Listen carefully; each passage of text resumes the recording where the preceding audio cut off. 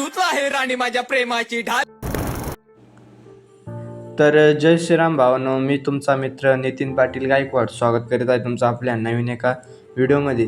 आजचा व्हिडिओ हा ट्रेंडिंग सॉन्गवर झालेला आहे. चला तर आपण एडिट करूया. त्याआधी आपल्या चॅनल जर कोणी नवीन आला असाल तर चॅनलला लाईक आणि सबस्क्राईब करायला विसरू नका. चला तर व्हिडिओ एडिट करूया. इथं ॲक्सेप्ट रेशोवर क्लिक करायचं. 9.16 हा रेशो घ्यायचा. त्यानंतर फोटोची लेंथ ही प्रॉपरपणे सेट करून द्यायची आहे. त्यानंतर बॅक यायचं.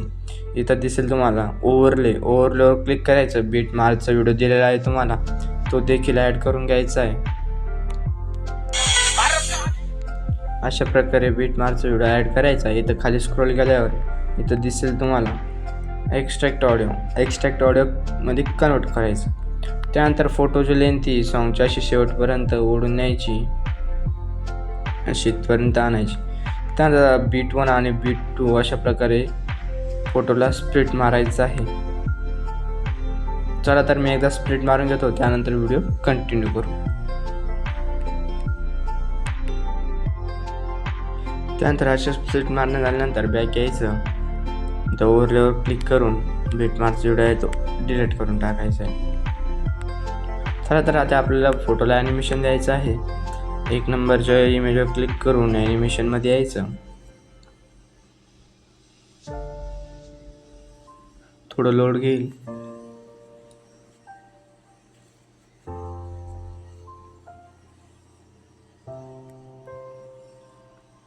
खाली स्क्रोल करायचं. इथं दिसेल तुम्हाला झूम 1 हा इफेक्ट अप्लाय करून टाकायचा.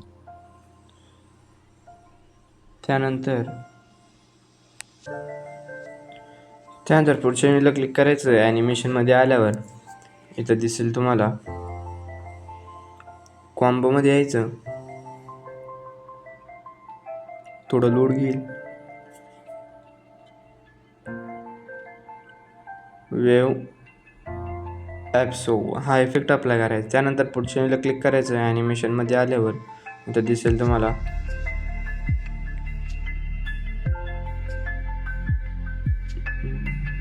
वेव ॲम्प्लिफाय काहीतरी आहे नाव, पण ते दिसत नाही स्क्रोल झाल्यामुळं. त्यानंतर पुढच्या इमेजला क्लिक करायचं. ॲनिमेशनमध्ये यायचं. इथं दिसेल तुम्हाला खाली स्क्रोल करायचं. इथं पेंडुलम 1 दिसेल आणि इथं पेंडुलम 2 अप्लाय करून द्यायचं आहे. पेंडुलम 2 इफेक्ट कुठं गेला आहे बघू आपण.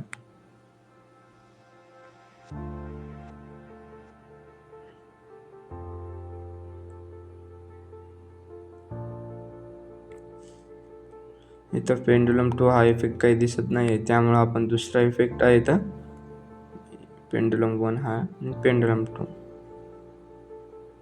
हा इफेक्ट इथं अप्लाय करायचा. त्यानंतर पुढच्या इमेजला क्लिक करायचं. ॲनिमेशनमध्ये यायचं.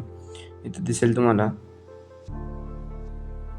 पॉपिंग्स कर्व हा इफेक्ट अप्लाय करायचा. त्यानंतर पुढच्या इमेजला क्लिक करायचं. ॲनिमेशनमध्ये आल्यावर थोडं स्क्रोल करायचं. इथं दिसेल तुम्हाला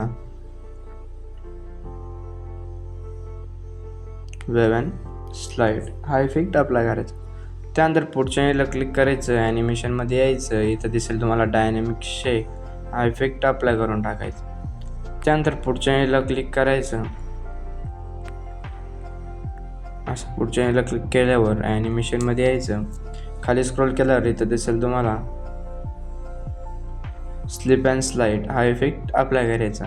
त्यानंतर पुढच्या इमेजला क्लिक करायचं आणि त्यालाही स्लिप अँड स्लाइड 2 हा इफेक्ट अप्लाय करायचा.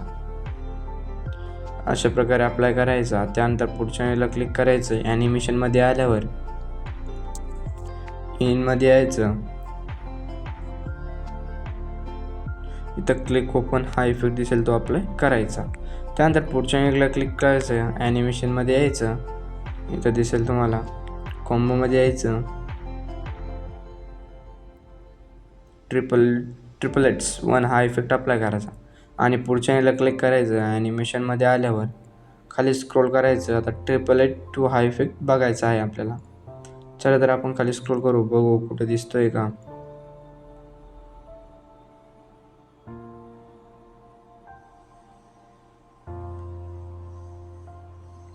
तो इफेक्ट नाही येत. ट्रिपल H1 सापडलेला आहे. चला तर आपण बघूया. इथं ट्रिपल H2 हा इफेक्ट अप्लाय करायचा. त्यानंतर पुढच्या याला क्लिक करायचं आणि ॲनिमेशनमध्ये आल्यावर इथं फॅलिंग हा इफेक्ट अप्लाय करायचा आणि पुढच्या याला क्लिक करायचं. इनमध्ये यायचं. इनमध्ये आल्यावर इथं दिसेल तुम्हाला स्विंग किंवा एखादा दुसरा इफेक्ट आपण अप्लाय करू शकतो तिथं. चला तर आपण बघू.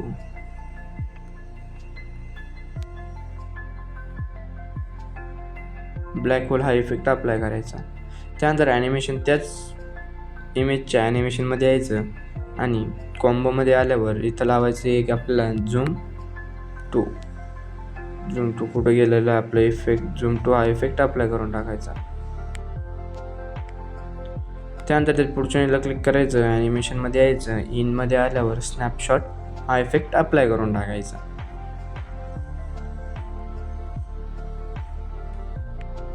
त्यानंतर आपली फोटोला ॲनिमेशन देणं झालेलं आहे. चला तर स्टार्टिंगला यायचं आणि इफेक्टमध्ये आल्यावर व्हिडिओ इफेक्टमध्ये यायचं. आपल्याला काही इफेक्ट अप्लाय करायचे आहे. ओपनिंग आणि क्लोजिंगमध्ये यायचं. यात आल्यावर इथं दिसेल तुम्हाला आपले इफेक्ट कुठं गेलेला आहे. हॉरिझॉन्टल ड्रिल हा इफेक्ट अप्लाय करायचा. तो इफेक्ट इथपर्यंत असा अप्लाय करायचा. त्यानंतर बॅक यायचं. इफेक्टमध्ये आल्यावर व्हिडिओ इफेक्टमध्ये यायचं.